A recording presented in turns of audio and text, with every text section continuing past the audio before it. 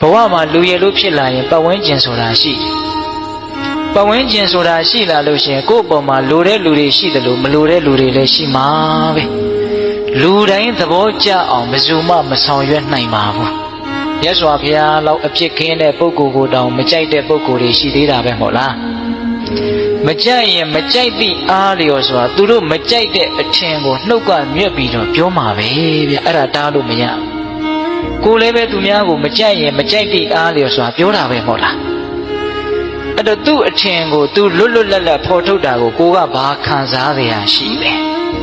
စဉ်းစားကြည့်နော်တခါကြီးဒီမိုင်းများသူမကြိုက်လို့မကြိုက်ဘူးပြောတဲ့ကိစ္စကိုကို့အတွက်ဘလောက်အရေးပါလို့အဲ့ဒါကိုကခံစားနေတာလေမခံစားသင့်ဘူးဗျ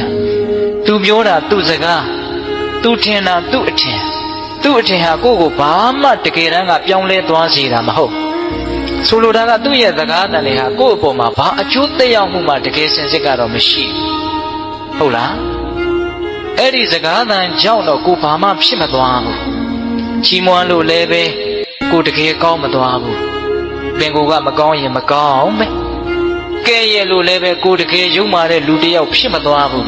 ကိုပင်ကိုကဆိုးရင်ဆိုးမှာပဲကိုပင်ကိုကကောင်းရင်ကောင်းမှာပဲဟုတ်လားဒါကြောင့်စကားသံတွေနဲ့ပတ်သက်ပြီးတော့ခိုင်မာတဲ့စိတ်ဓာတ်ရှိဖို့လိုအပ်တယ်ပတ်ဝန်းကျင်ကပြောတိုင်းတုန်လှုပ်နေမယ်ဆိုလို့ရှိရင်တရွက်6တရွက်လို့ကိုယ့်ရဲ့ဘဝဟာလွဲ့မျောသွားနိုင်တယ်ဟုတ်လား